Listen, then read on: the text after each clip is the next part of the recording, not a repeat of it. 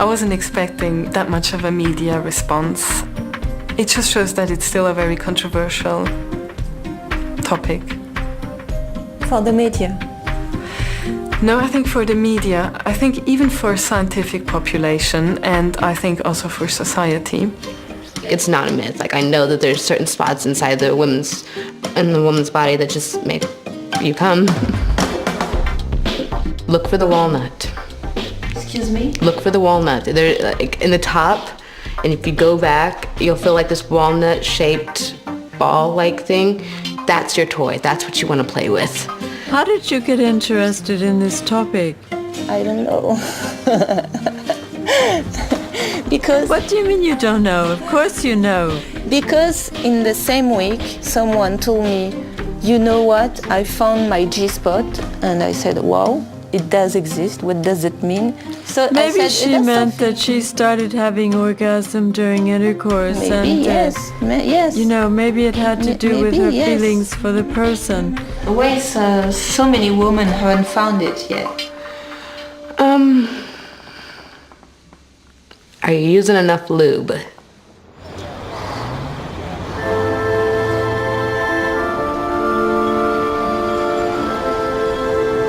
Despite 3 decades of unprecedented fascination, the G-spot remains an elusive myth for most people.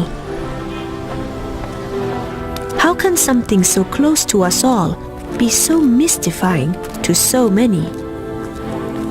I set out to look for some definitive answers about the G-spot.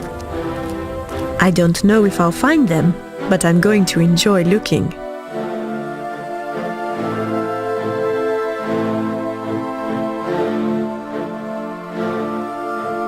Can you give us a definition of the G-spot? It's a spot inside a woman's vagina that, when hit properly, can give you the best orgasm ever.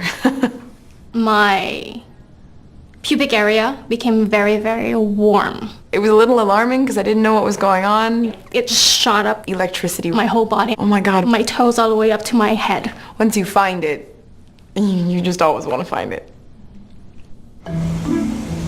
Voorhees, a quiet community on the outskirts of Philadelphia. This is home to a researcher who has been voted one of the 50 most influential scientists of the 20th century. Someone whose writing has revolutionized sex for millions of people around the globe. This is the hard copy of the G-spot that came out in 1982. And then that was followed by paperback editions in 19 other languages. How many copies did you sell? Over a million. Here's the French for you. It was out in Afrikaans, which was unusual. Greek, Hebrew. Japanese. So it's a big success. I don't like to say it's a big success. I like to say that we've tried to help a lot of people to learn about themselves and to feel good about themselves. Back in the 70s, Beverly Whipple was a nurse with a special interest in certain women that doctors had diagnosed as incontinent. Some of the women who came to me had very strong pelvic muscles, where if you have stress incontinence, your pelvic floor muscles are very weak. And these women said, well, you know, I only lose a fluid from my urethra, the tube I urinate through, during sexual stimulation or orgasm. And they said, you know, there's an area within my vagina that seems to stimulate that. So we had a team come together, physicians, nurse practitioners, and we examined 400 women. And we found this sensitive area at 12 o'clock in the vagina, or between 11 and 1. If you go into the vagina, you just say, how does this feel? Had all around the vagina. We found this sensitive area, and it swelled when it was stimulated. Out of nowhere, you just start feeling like kind of giggly, and like you tense up, and then you start breathing right, and then just, it happens. A colleague of mine said, you know, Beverly, you should call that the Whipple tickle. After my lesson, I said, no way, you know. It's like an out-of-body experience. I know it sounds weird, but like I'll close my eyes and I feel like I'll like do like a weird like little backflip in my head. My brain's just like turning over, you know. The Whipple tickle is quickly replaced by the Grafenberg spot, in honor of Ernest Grafenberg, a German gynecologist. In the 50s, Grafenberg was the first to put his finger on this erogenous zone. But at the time, his revelation was completely ignored. Not so for Beverly Whipple. We believe it provokes orgasm, and it's a different type of orgasm. And it's the orgasm that many women associate with intercourse. And there is an ejaculate associated with it? Some women who experience this type of orgasm ejaculate a fluid. Women were operated on for this. So this is my one reason for wanting to do this research, is to let these women know that it's okay to experience this, that it is not an abnormality. But despite her effort to focus on serious medical issues, Whipple couldn't avoid what seemed to be on everyone's mind. Your own research also developed the information that it isn't that easy to find. The Grafenberg, yourself. It's not easy to find on yourself. A partner can find it quite easily. The cat was out of the bag. Not everybody had the problem of ejaculation, but they all wanted to find the G-spot. And this is how a simple medical study was transformed into a quest for the Holy Grail. You gotta live it up, cannot give it up. I wanna have fun, like the birds and the leaves in the sun. You gotta live it up, you gotta give it up. I wanna have fun, oh, oh, oh. You got to look it up, you wanna find it, yeah. I wanna have fun, I wanna have fun. The publicity about the G-spot raised the ante, raised the bar on what people would expect during sex. There doesn't seem to be too much common sense when it comes to sexuality, so the people who write in the media can do a lot of harm. What sort of harm? Claims were made from the very beginning that G-spot sex is the best sex, giving people the impression that there's something they're missing, there's something they're doing incorrectly. Anybody who claims that their thing is the best thing is asking for trouble, it seems to me, because there's so much diversity in the world. To some, the G-spot was the exact opposite of the best sex.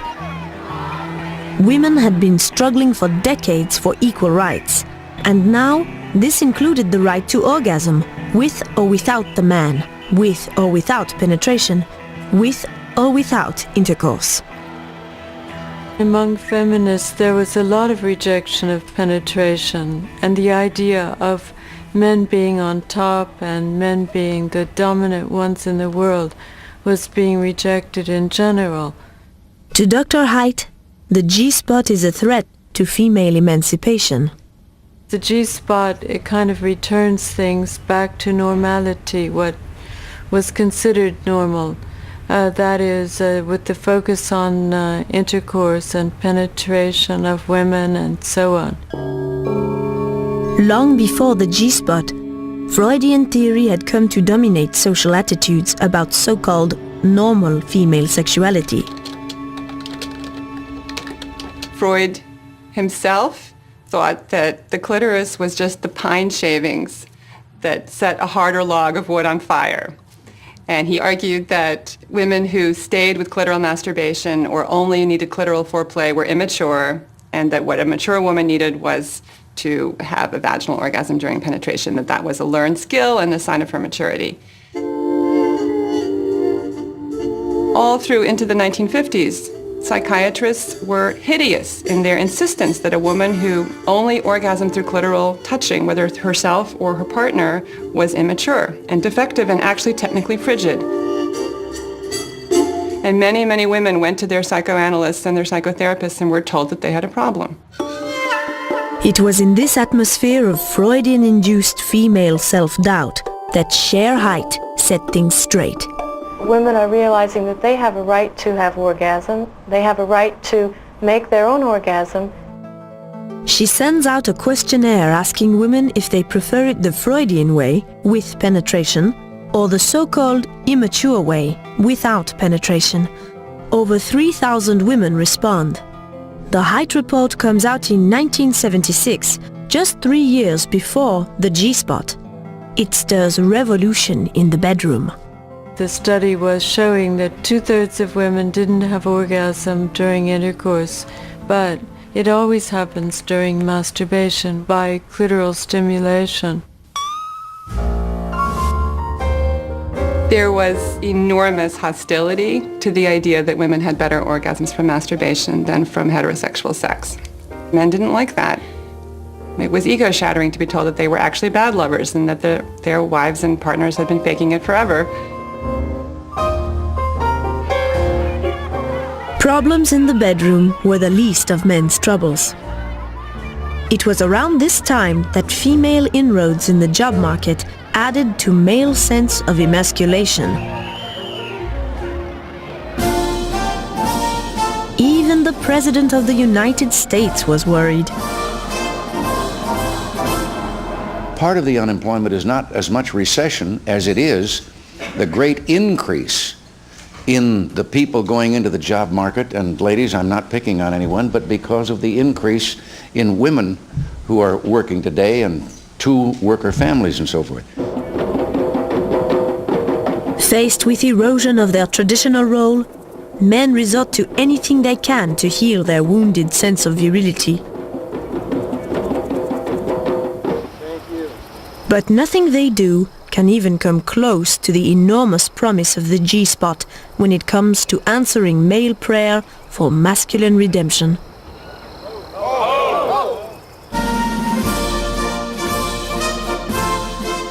Do you think the G-spot was kind of a reaction to the Height report? It was a way of setting the world, quote-unquote, right again. Playboy actually said, discovery of the G-spot will relieve men of the clitoral tyranny of sheer height. All of that was a long time ago. Where are we today with the G-spot?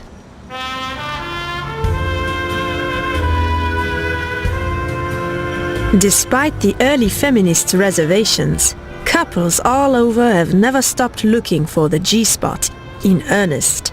It sounds a bit weird, but just taking out books and being like, all right, so, okay, according to this map, this is what I'm supposed to have. It's definitely, there's the arch in the back and there's the oh my god. Oh my god. I think it can be quite good. I think it's very, very real. C'est comme des étoiles.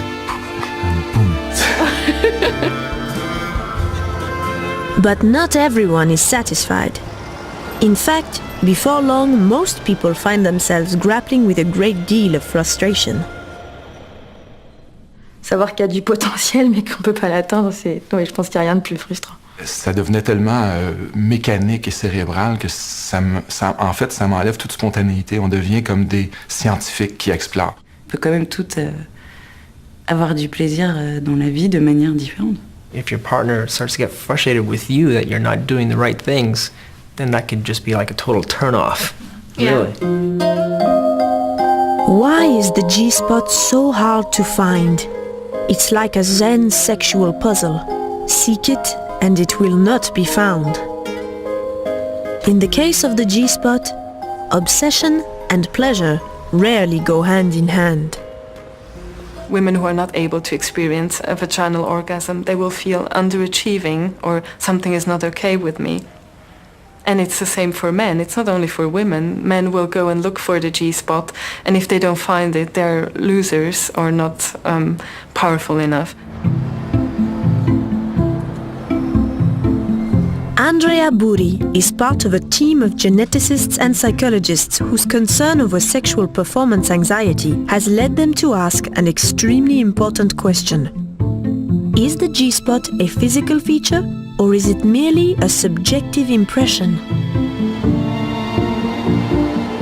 Over the past 25 years, there have been close to 50 published studies related to the existence of G-spot phenomena. But none of them satisfy Dr. Buri. we shouldn't go and claim the existence of something that has never been proven.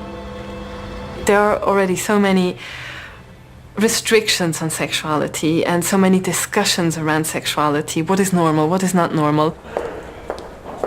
What could be a next step? What could be a more innovative approach to actually try to answer this question? And that's when we decided to look at the genetics underlying the so-called G-spot. Dr. Bouri reasoned that if the G-spot is truly a bodily feature, like, let's say, freckles or wisdom teeth, then it must be related to our genes. She set out to look for evidence of genetic influence on the G-spot. So basically, we compared identical twins to non-identical twins. We used the classical twin design. Comparing twins, both identical and non-identical, is an established way to infer genetic influence. If Molly reports having a G-spot, Polly, her identical twin, ought to report having a G-spot as well, since identical twins share the same genes. And as far as we know, there is no standardized questionnaire on the G-spot. So we used this one question which was very straightforward. Bouri sends a questionnaire to over 900 pairs of twins.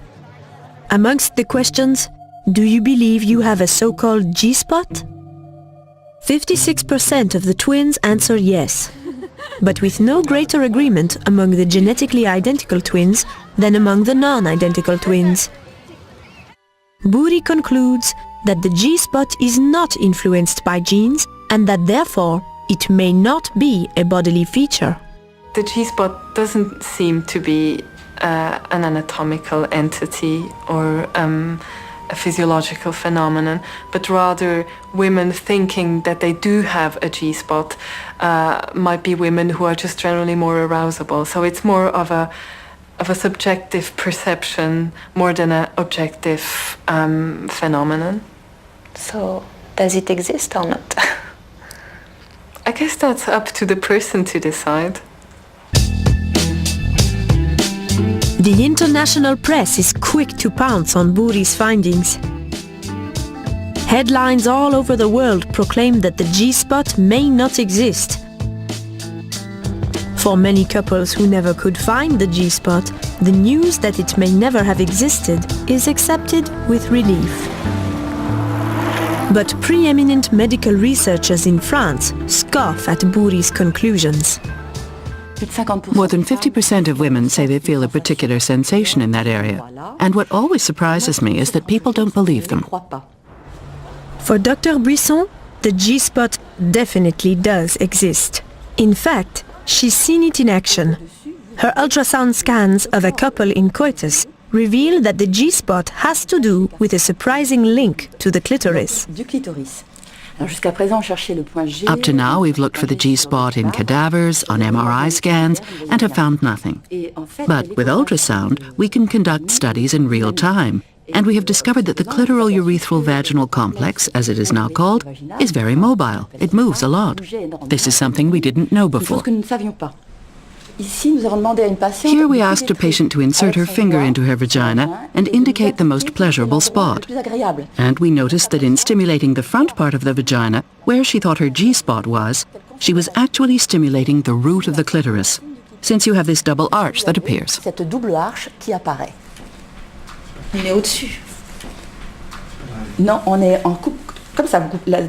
I am quite perplexed. For me, the clitoris has always been an external feature of the vagina. But Dr. Buisson is trying to tell me that during sex, it is stimulated from deep inside, near the G-spot. How can this be? Luckily, her co-researcher, Dr. Pierre Foldes, arrives just in time to enlighten me.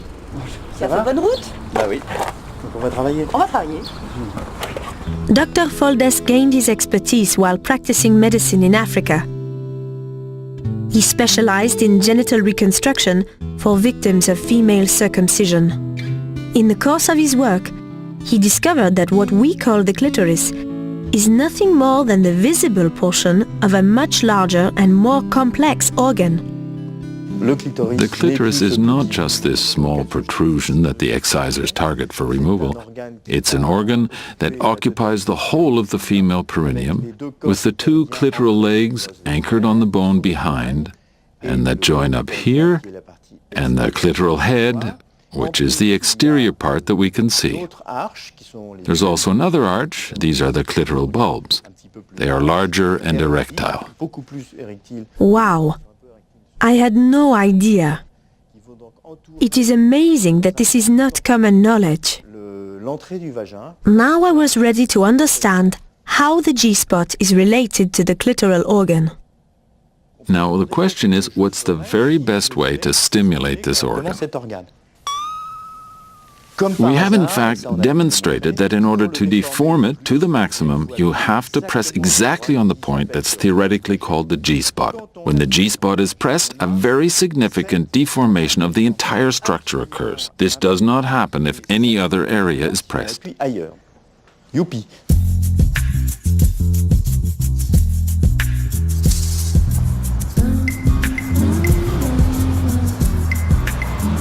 So the G-spot is nothing more than the best area to stimulate the entire clitoris. The conflict between clitoral orgasm and vaginal orgasm does not really exist, because it's all one and the same thing. I wonder what Freud would make of this. But since all women have a clitoris, the question remains: why is the G-spot orgasm still so elusive? In Rome, there is an endocrinologist who believes he has found some answers.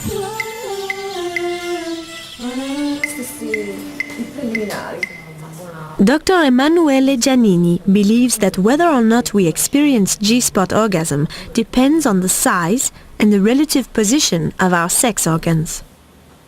The differences in the G-spot are exactly as the difference in the size of the clitoris. I don't know how many women know that the size of the clitoris is so different from woman to woman. I have to say that the size of the clitoris is most different in the individual people than the size of the penis. We are always talking about the size of the penis. Size matters, but definitely it matters also for female, the size of the clitoris. Well, the vagina is coming. Dr. Giannini continues the gynecological research at the core of his study, recently featured in the Journal of Sexual Medicine. Moving beyond the size of the clitoris, he focuses on the architecture of the entire genital region. This is the urethra and this is the vagina. And now she is measuring how long is this space and then how thin is. Using ultrasound probes, his team compares the genital dimensions of a group of vaginally orgasmic women to a group of non-vaginally orgasmic women. A big clitoris means a lot of testosterone. It means that all this region, as well the G-spot, which is inside, all this region is under testosterone control. And we found, not only our group, but many others, found a lot of receptors for testosterone within the clitoris and within this region. Examining 20 women, Giannini was amazed to discover a clear physical difference between women who experienced G-spot orgasm and women who did not. For some reason, subjects with a wider space between the vagina and the urethra were more likely to experience G-spot orgasms. The differences are so clear that we are now studying the cutoff, which means the number which identify clearly and mathematically if the woman is able or not to reach the vaginal orgasm. Giannini also believes that hormonal influence on the size of our sexual organs accounts for our ability to experience G-spot orgasm at different times in our lives or different times of the month. But it could be that size is simply the result of having vaginal orgasms, not the cause of these orgasms. Is the thickening of this particular region a result of use and the contractions that build up the muscles of this zone? It's hard to say. But the great merit of Emanuele Giannini's work is that he was able to prove through ultrasound and with scientific accuracy that women weren't fabricating their experiences. There were indeed two perceived types of orgasm. Whether or not it's the size of things that makes the orgasm, or the orgasm that makes the size of things, today Giannini and his team have found something big. Però sono più grandi del solito. Perché di solito lo spazio tra la vescica, il collo della vescica, l'uretra e la vagina è sicuramente più spesso di quello. So she found a huge space between the urethra and the vagina, much bigger than the woman with the vaginal orgasm. It is the biggest G-spot that I saw so far.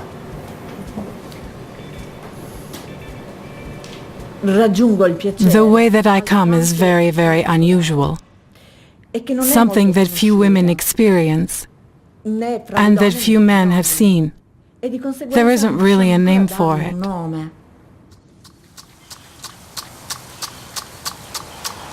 I've come here to understand my own body and help other women know their bodies.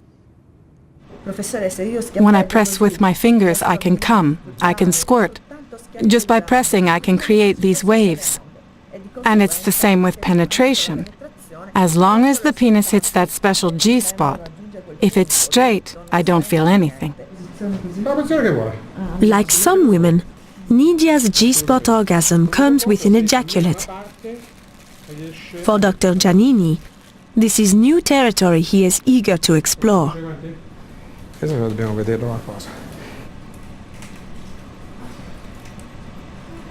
Okay.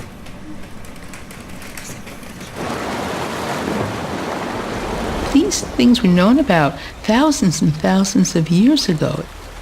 And what happened to the female ejaculation, I think, is interesting also. And that is, once they discovered the microscope and they could see what was in fluids, they found the sperm in male ejaculatory fluid, but they found nothing in the female ejaculatory fluid that would lead to conception. So it just got lost from the literature. It wasn't in the literature anymore after the discovery of the microscope. It was medical confusion about women who ejaculate during orgasm that had led Beverly Whipple to rediscover the G-spot 30 years ago.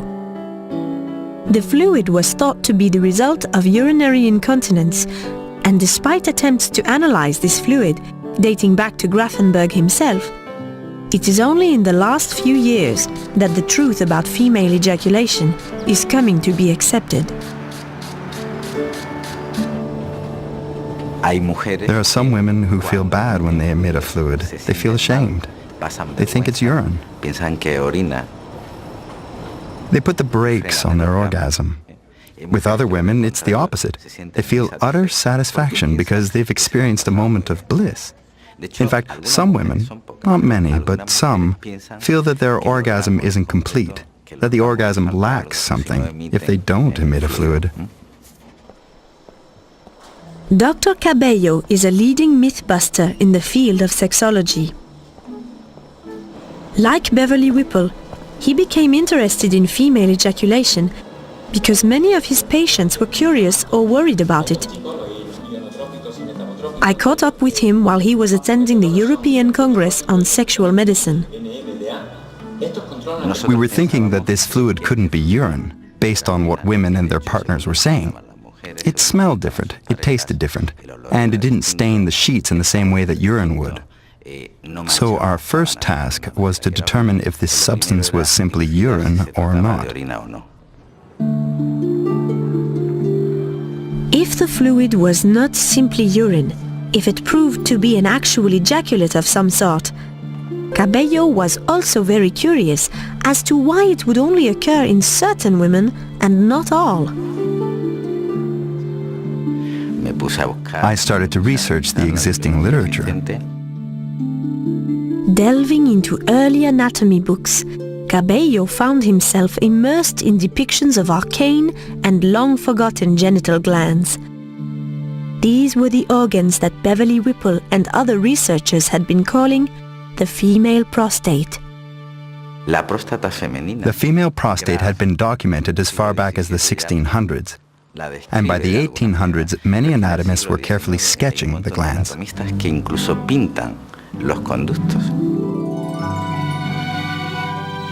Decades ago, Whipple had speculated that these glands were the source of the mysterious fluids. Cabello and his team set out to prove Whipple's hunch. They tested the fluid for prostate-specific antigen, a substance that can only be produced by prostatic glands. Medical science believed that women do not produce PSA. Cabello's results were truly a surprise.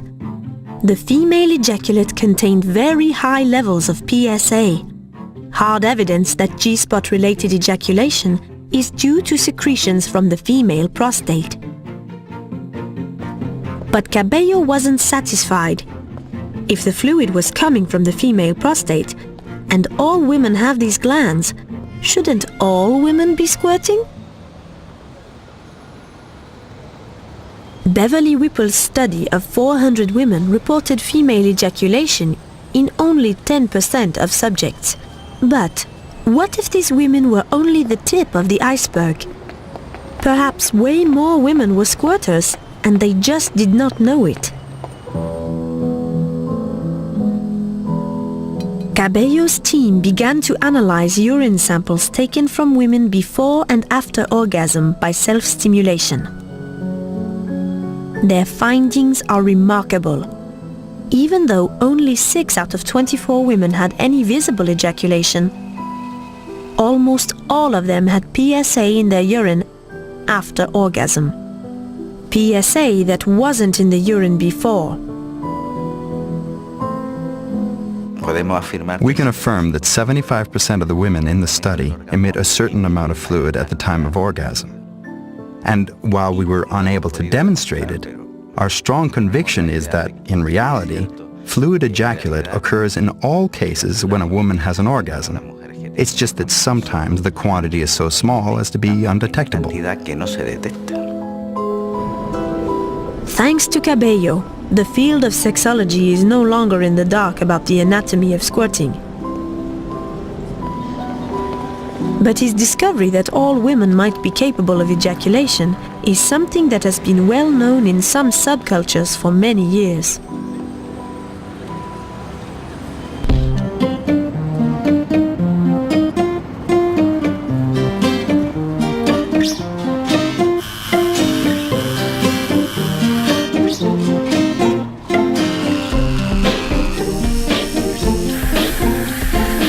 They all have the curve on them and vibrate, just different shapes.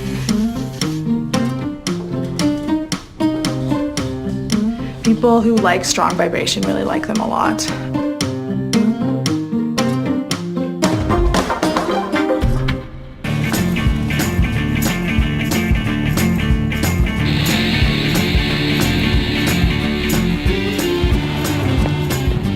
In Los Angeles, there is a plastic surgeon who is eager to help.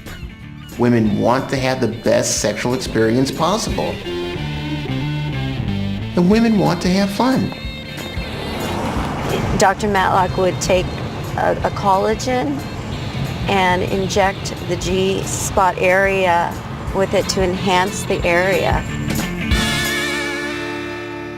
From doing this G-spot amplification or the G-shot, 87% of women reported enhanced sexual arousal, sexual gratification. Aren't you satisfied with your sex life now? I am. I just think that, you know, if there's something else there that can enhance it even more, it's like, why not? I mean, can you imagine something more intense than what you usually have? I mean, that could become like addicting, I think. What do you mean by addicting? Well, I mean, I know a lot of women who keep having it done because they have good results out of it with, you know, for sexual pleasure. And it's almost like, getting your nails done. If it looks nice and it feels good to you, you keep doing it. Until about 4 years ago, Dr. Matlock's practice consisted entirely of cosmetic surgical enhancement of the female genitalia.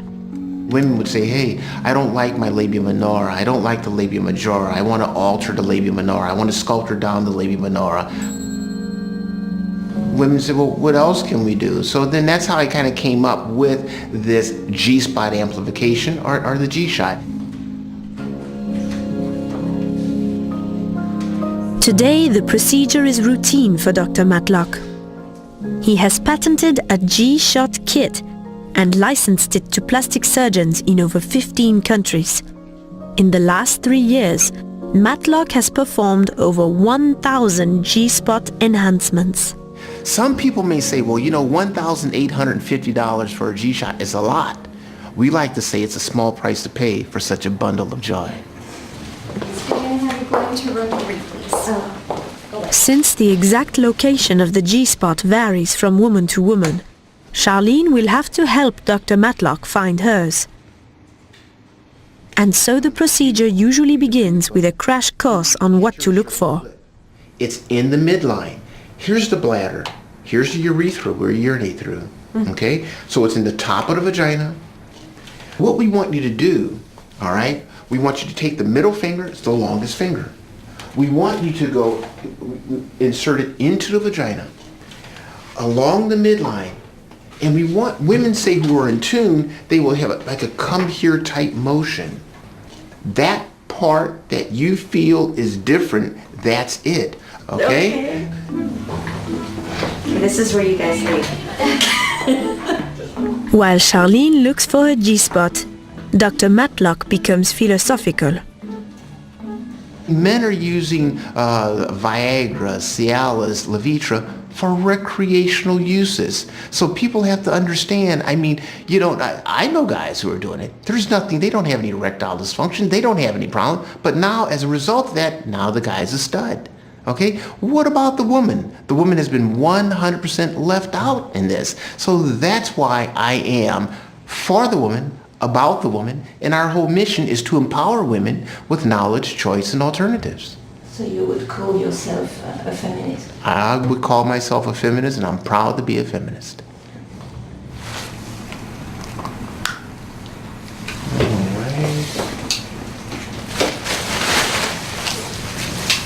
Have your magic button? It's my magic. Here, we're going to inject now, okay? Oh, wait, can you wait 1 second? Okay. Just wait. Deep breath. Want to make sure that it's... Deep breath, deep breath.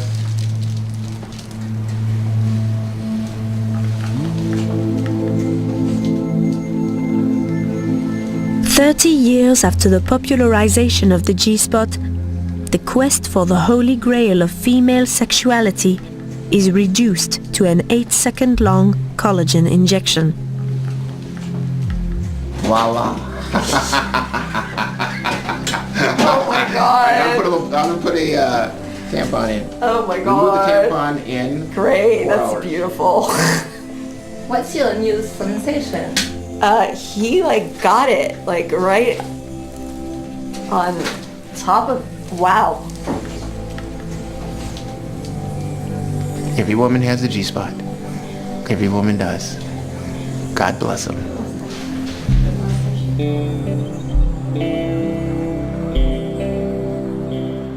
On ne parle jamais du dialogue et de la communication entre les êtres. On parle du contact et de la pénétration et de l'aspect technique, mais un peu comme on parle du point G, la recherche du point G. Où est-il physiquement le point G? Mais qu'est-ce que ça apporte aux deux personnes qui échangent?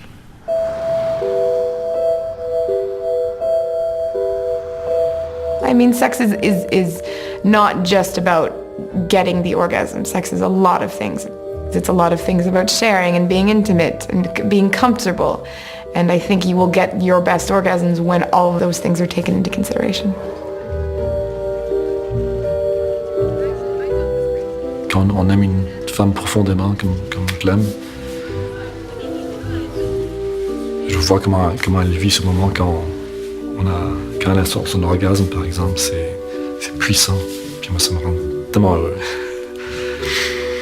Pourquoi ça vous rend heureux? Parce que je pense que en la voyant avoir tellement de plaisir, elle est amoureuse. Je le vois dans ses yeux. Et puis, ça me touche profondément. Really, truly amazing sex. It's more than just your body with another body.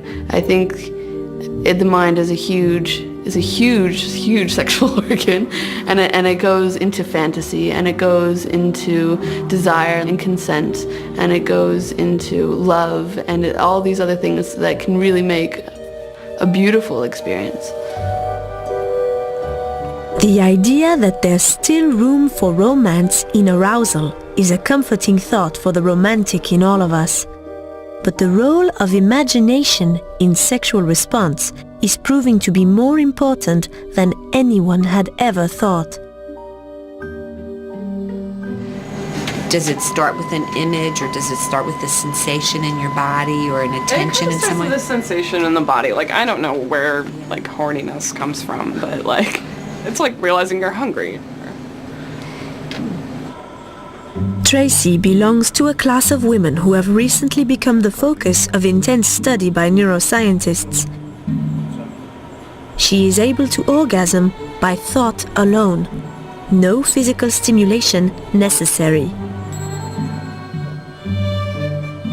What I suggest that we ask her after each orgasm is how intense and pleasurable it was. We can correlate her measure with what we see in the brain. In the 30 years since she rediscovered the G-spot, Beverly Whipple has gone from registered nurse to PhD in neurophysiology. All of this in an effort to understand the biggest sex organ of them all, the brain. Tracy, you okay? Yep. If and when you have an orgasm, can you hold your hand up? Okay. Good-looking brain. Tracy's brain is being imaged by MRI. Beverly and her team will soon be able to see what a thought orgasm looks like inside the mind.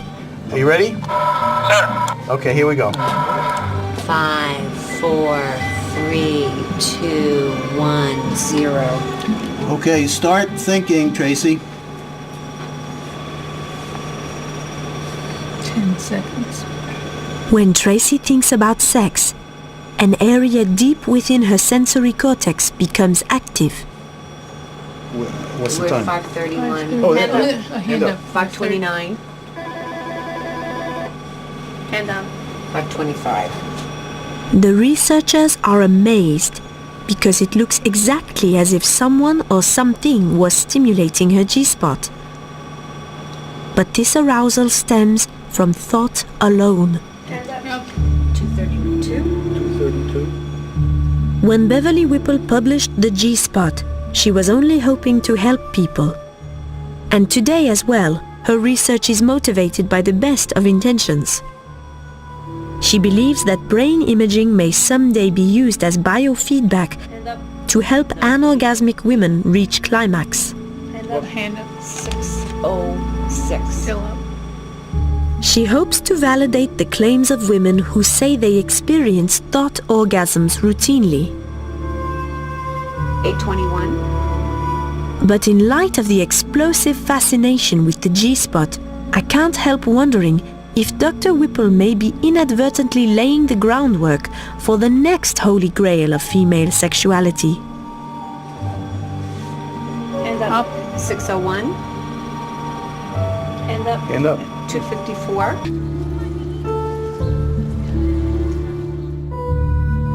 I guess making good love is like making good music. It helps to know your instrument well and play with skill. But it also helps to improvise a little and play from the heart. Gee, I can't wait to get back to practice.